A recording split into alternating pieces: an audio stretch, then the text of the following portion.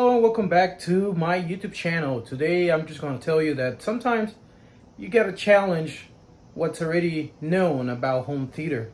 And the reason I say this is because I've made some changes in my home theater, which I'm going to show you in a minute.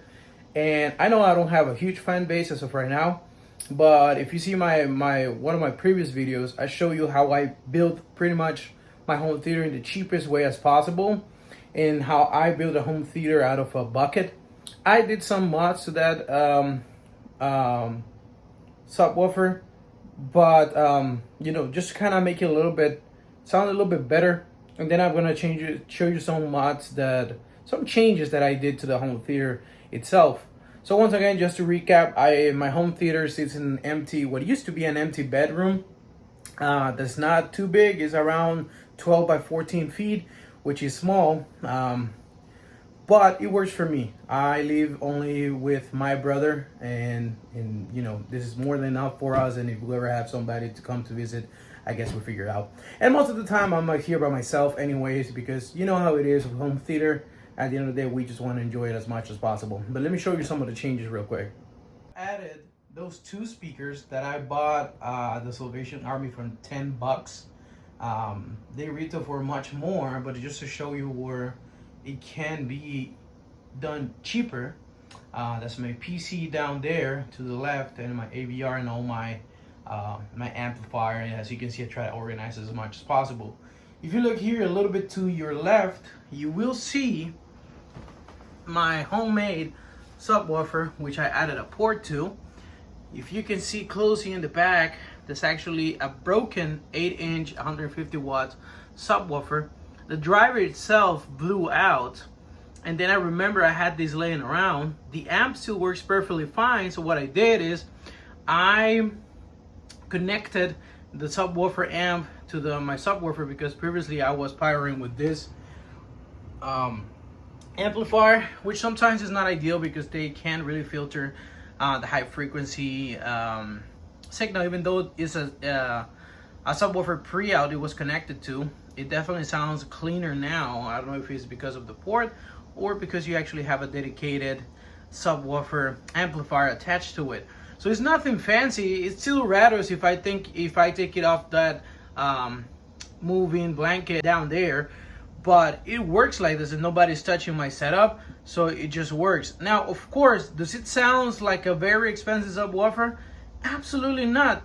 But can it do the job? Absolutely yes.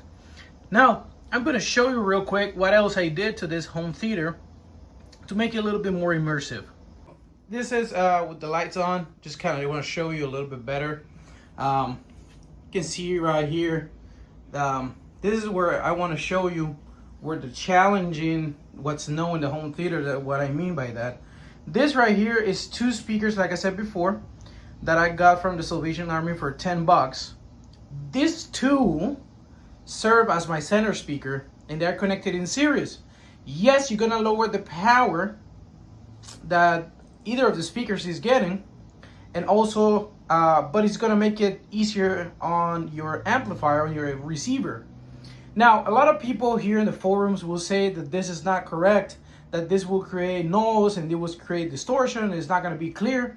I'm gonna tell you right now, I have not experienced anything like that. Honestly, all it has done is it feels like I have a wall of sound right in front of me. And then of course you still have the right and left main speakers, so it just complements the sound. When I'm watching like a movie that I'm watching right now, which is Megan, is mastering Dolby Atmos, you can actually feel the sound moving around. Like it actually was the best thing I could do to my home theater when it comes to center speakers. There's two of them, but I have no problems with the people I'm mentioning. And the reason I came up with this idea is very simple. I'm going to show you here.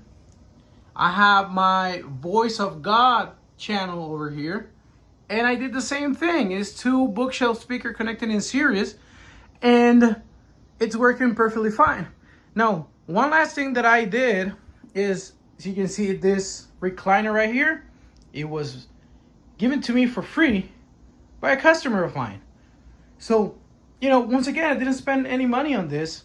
And then I did had already shakers that I have saved for when I got a recliner. This is my green screen. Don't even pay attention to this for my other YouTube channels. So I'm mounted in a way that you can't even see them, and they just enhance the experience and take over when that subwoofer lacks the power or capability to deliver those lower frequency. The shakers take that and just they enhance the experience. And then I had this that was just there. It was missing a shaker, so I went in the marketplace, Facebook Marketplace, and what I got is this right here. It's a small shaker that I got for 15 bucks. So once again, not spending a ton of money, but this have definitely taken my home theater to a more elevated level, right? It feels more immersive.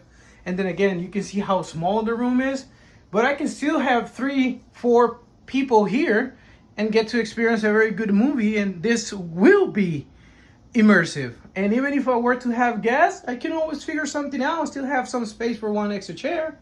But then again, it's just one of those things where you gotta be honest with yourself and the use you're gonna give to your home theater. Mine is my home theater. I also game in here, and I also record my YouTube videos in here. So it has multiple uses and no problem at all. Again, the reason I make these videos is because I know a lot of people, especially online, they all like to act like they're experts. And that's why I would say I'm not an expert. I'm just a dude that builds his home theater and enjoys it every single day and spend as little money as he can building this whole thing. I mean, you know, it's just that what I feel the majority of people will try to do. Like, yeah, if you have money to just, you know, burn and get the best quality speakers that you want, then by all means, I have no hate for that. If I could, I would do it.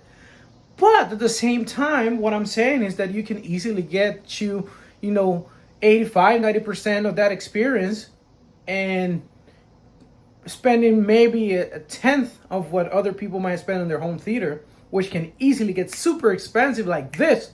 So once again, I know what I want you to take out of this video is when you read something online, just take it with a grain of salt. Like sometimes home theater is there's so many variables: the room size, the furniture, the type of receiver, the type of amplifier, the type of speakers, etc., etc., etc. How you have them placed. So it's a lot of variables, right? So you should never, ever go by what somebody says. Maybe this wouldn't work in somebody else's room or with somebody else's speakers or AVR. So you always gotta be open to try new things with your setup. Yes, so you can read online that is not advised. Cool. You can find online that this is very common in commercial cinema. You know, using speakers in series. So once again, what I want you to take out of this video is that sometimes you just gotta try it for yourself, see if that works on your setup. And then again, I know there's a lot of rules in the home theater. This is a very small niche, but it's so packed with rules that nobody seems to want to break. Sometimes something good comes out of breaking those laws, and that's exactly what I did, and it's working for me. And then once again, just try. If you ever are in the situation where you want to try something, but then you go online and say that you're going to ruin your sound, go ahead and give it a shot. Worst thing that can happen is you don't like it and you go back to your previous setup. It's not a big deal. With me, I said, you know what, let me give this a shot, and it worked for me, and I'm going to keep this setup this way.